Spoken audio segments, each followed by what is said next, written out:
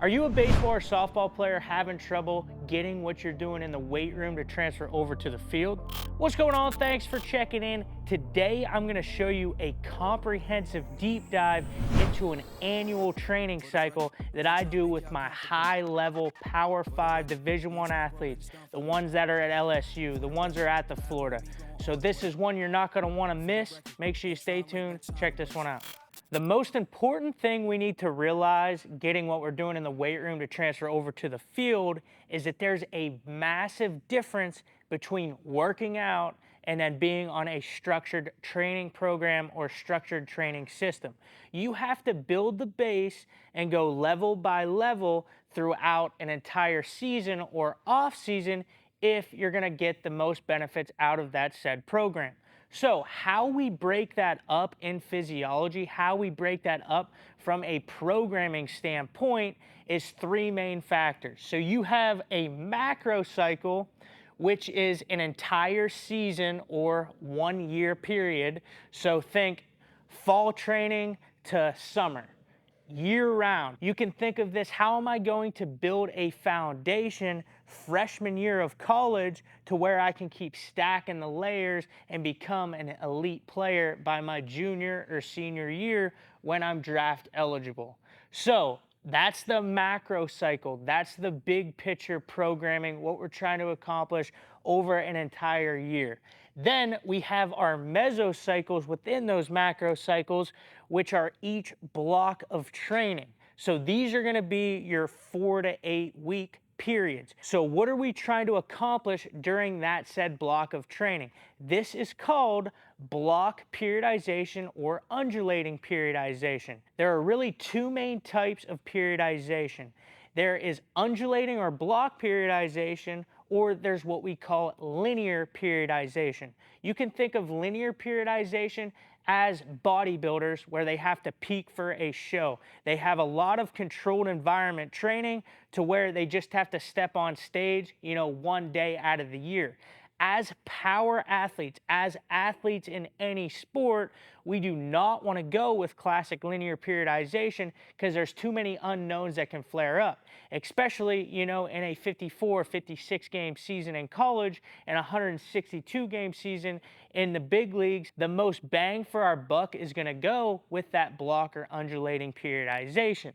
So within the mesocycle, inside our macro cycle, we want to focus on one phase of training throughout these 4 to 8 week sections. Then within those mesocycles, we have microcycles, which are then intuitive to 1 week. So you have 1 week training blocks that make up a mesocycle out to 4 to 8 weeks. And then these mesocycles incorporated in that big picture, which is your macro cycle. So if you look at a laid out calendar of a college season, I'm talking from a Division I standpoint, we have right around a 4 to 5 month season. Think about February to June, right? That is going to be that spring season. Then if you're playing summer ball, that season may last another 2 to 3 months. So you're not going to be able to start your off-season training until September. So you'll have September, October, November, December, and January to prepare to build for that next spring season.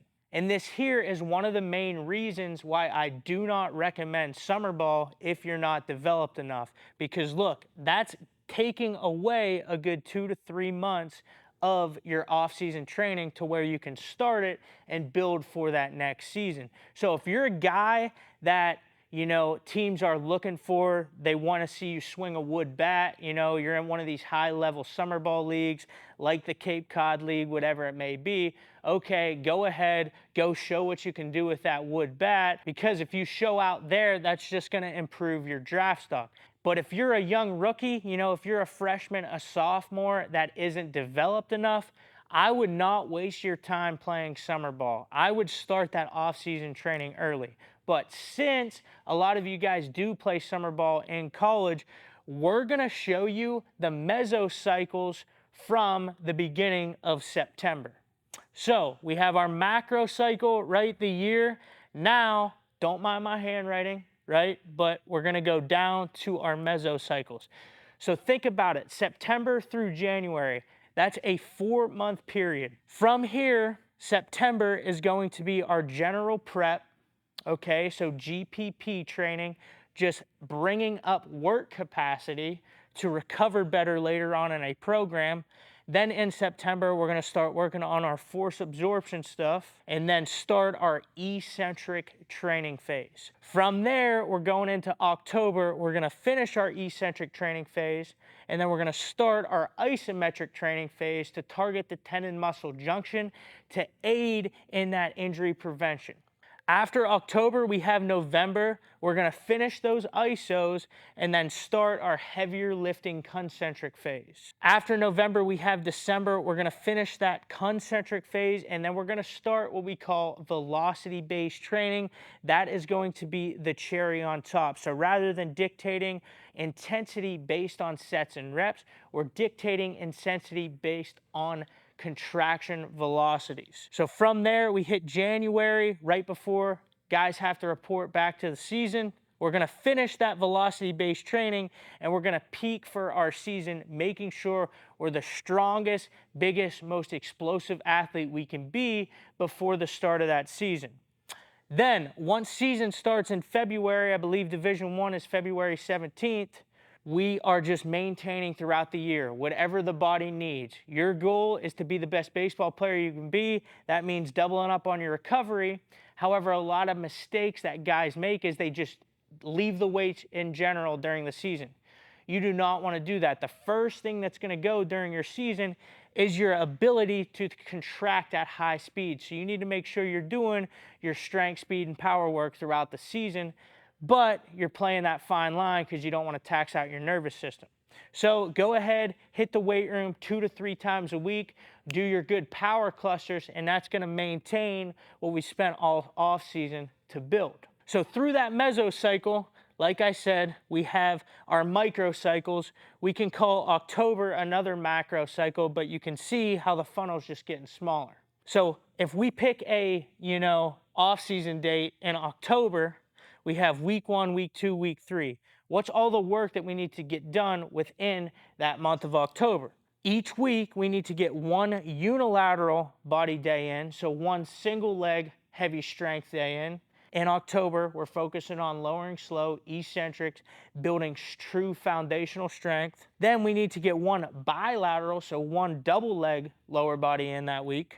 And then we have to get a good horizontal push to a vertical pull in. And then we have to get a good vertical push to a horizontal pull, working the antagonist throughout that. And then we have to repeat that week after week throughout that 4-week period to have success for October.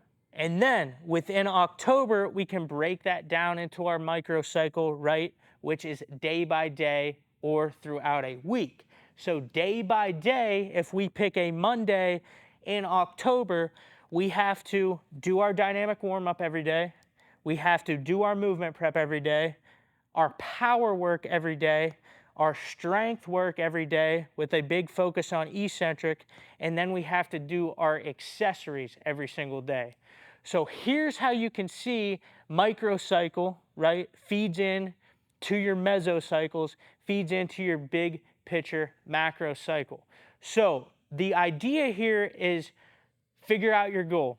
What do you want to do this entire year, right? If you're a freshman at a high-level Division I university, your coach pulls you in the office during your exit meeting after, fall ball. They're like, hey, we're going to redshirt you this year. We just don't think you're big and strong enough to play at this level yet. That is like, okay, coach, I know exactly what I need to do to be able to play for your program. I just need to get bigger and stronger. You told me that. So now I can come up with a macro-sized plan to make sure over that year period, because you have a year to prove yourself for that next fall on how to get there. Is playing summer ball going to help you get bigger and stronger? Absolutely not. So that could be a decision right off the board there. But hey, say you're a junior, say you're pretty big, strong, powerful, but you're not polished enough on the field. Say you want to get drafted next year. You know, your agent's telling you, your advisor's telling you, hey, you need to get better at, laying off the breaking ball. So that goes to show, hey, from a macro standpoint, I'm all right on strength, speed, and power. The weight room stuff, I can just keep maintaining, but I need to go show what I can do in summer ball to get those live ABs, right? To have success with the wood bat, to improve my draft stock. So you just got to understand what type of player you are and where you want to be. I hate saying it's common sense, but I see too many players out there without a structured plan on what they're trying to do, and they're just working out rather than on a structured training program. If you look at it in terms of macro, meso, micro, in terms of where you want to be, it's just going to make that process a whole lot easier for you, and you can make sure you're ticking off those dominoes, week after week, month after month, and then year after year. So freshman year to sophomore year, you have a big jump in performance. Then sophomore to junior, you have a bigger jump in performance. And then junior year to senior year, you have even more of a bigger jump. And then hopefully you get your opportunity to play professional baseball. Listen, I know that's a lot of information there. Hopefully you got your notebook out and wrote it down. You can go ahead and take that and build out your own complete year program to make sure you're developing into the best player you can be and hopefully make it to that next level. But if you're looking to make this process easy, I have everything you could ever need laid out for you for an entire year program, whether you're a youth player, whether you're a high school player, whether you're one of these high-level collegiate players, or whether you're a big leaguer. We have our app SummersMethod Plus, and that's available now for a 7-day free trial in the description below. And always remember that I pump out 2 of these videos per week, so do me a favor and subscribe for me. I appreciate you. We'll catch you next week. Game rewards the grind. It knows how much you invested.